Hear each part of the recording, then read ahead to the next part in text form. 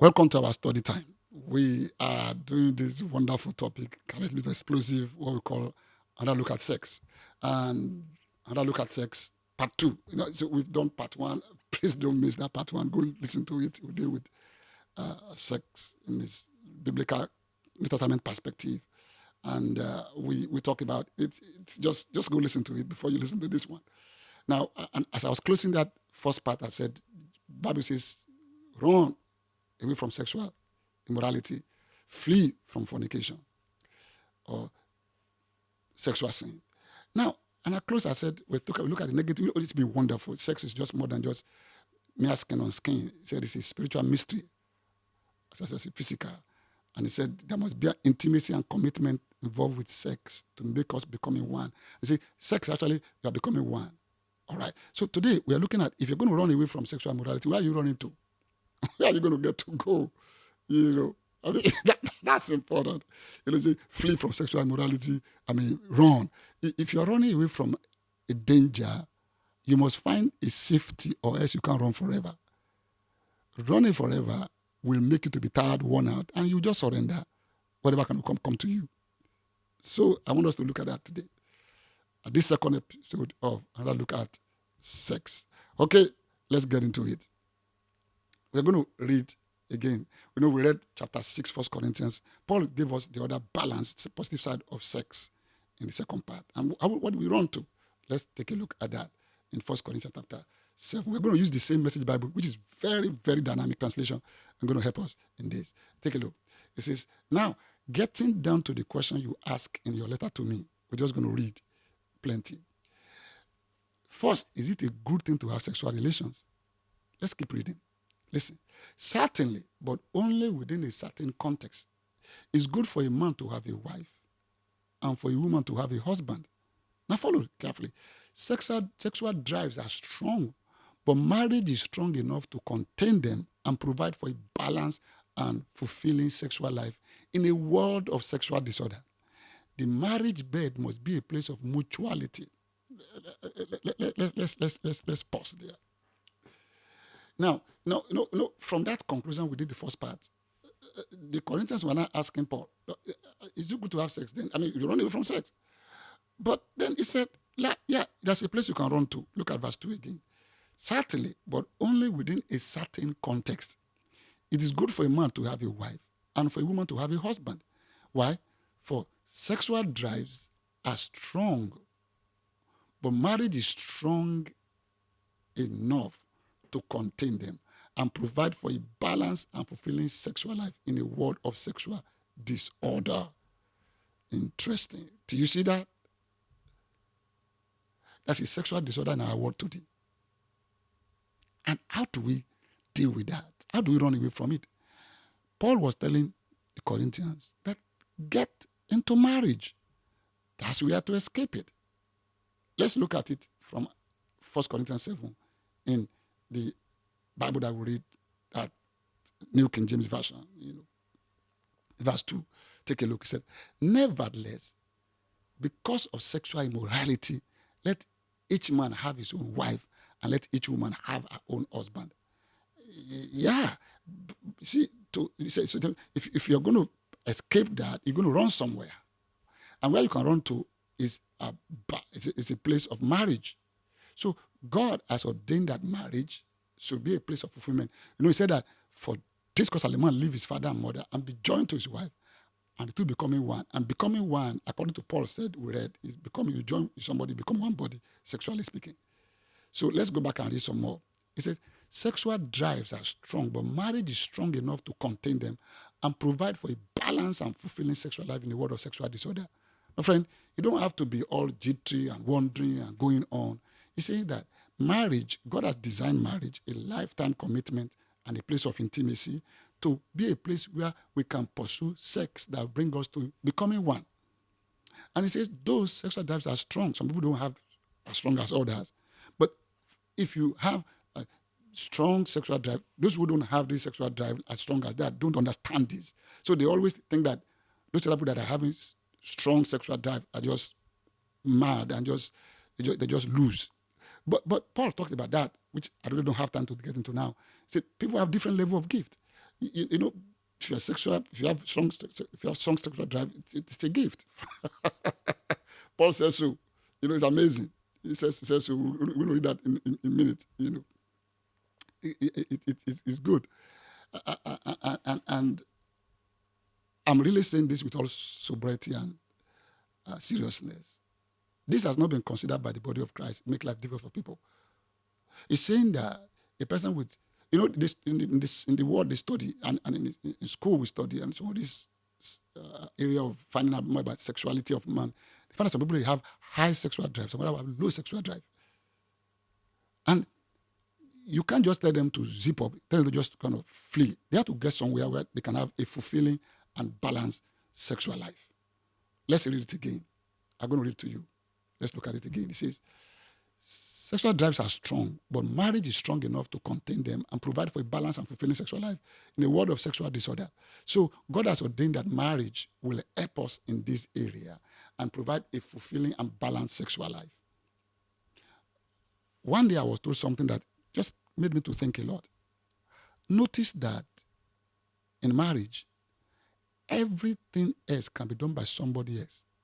Clothing, washing, cooking, cleaning. They can be outsourced to anybody who can do it for you in marriage. But you don't outsource sex.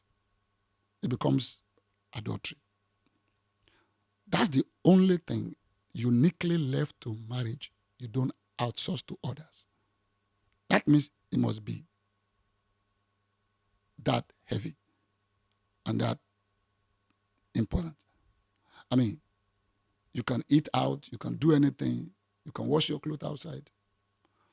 You just can't. Your wife will not take it kind and will think as betrayal to go out and have sex with somebody else. Or your husband will count as a betrayer. You can see that. And they can even dissolve the marriage on it. So this is important. This is important. So God has ordained that the marriage bed will be a place. In fact, in 13th chapter of Hebrews, they put the bed along with marriage. Let's look at that in Hebrews 13. In Hebrews 13, let's take a look. Hebrews 13, verse 4, thereabout. Let's take a look. Look at this. It says, let me make it easier for you to read. Yeah, take a look. Marriage is honorable among all, and the bed undefiled.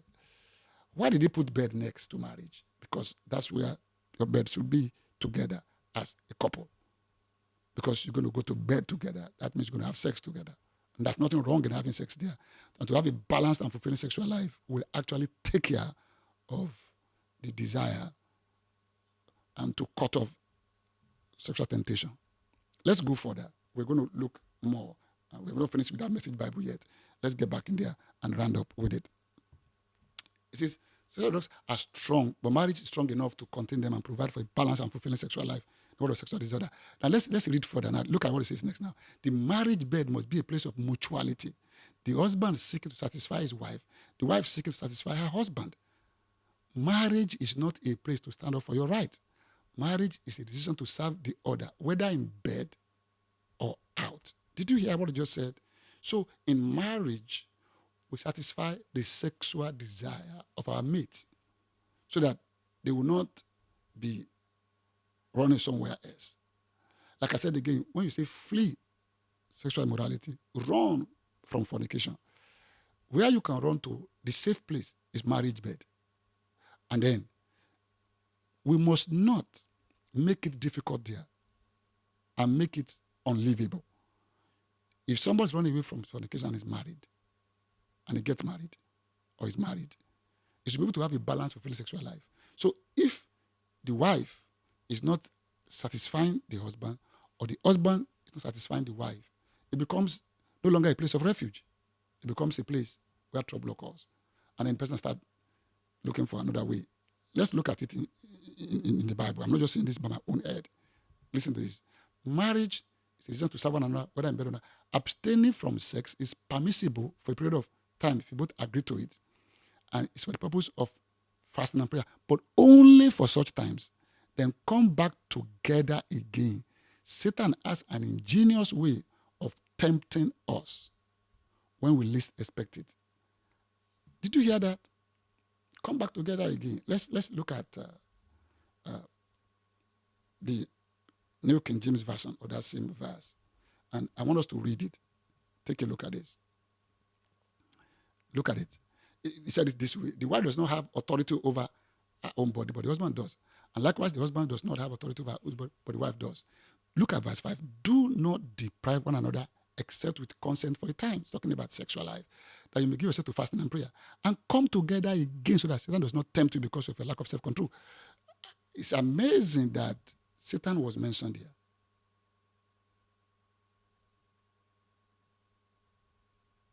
Amazing.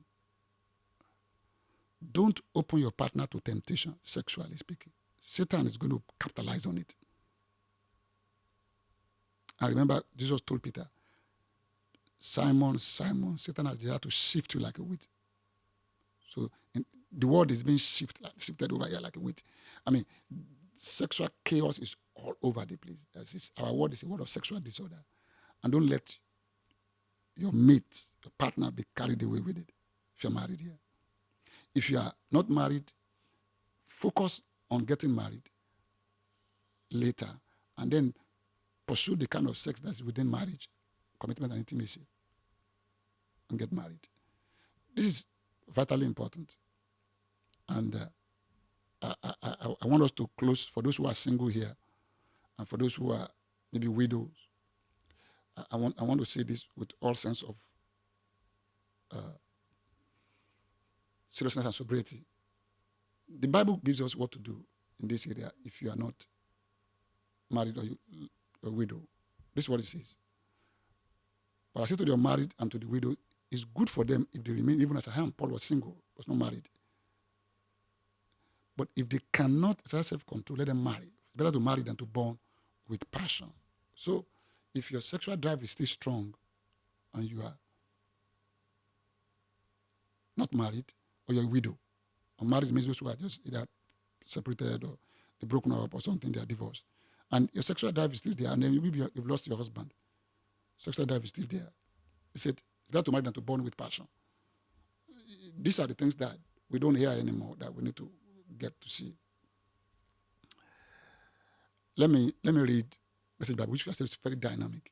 I close with that. Chapter 7, 1 Corinthians, verse 8 and verse 9. Let's hear what Paul has to say from a Testament perspective as an apostle to the Gentiles. I do tell the unmarried and widows that singleness might be the best thing for them, as has been for me.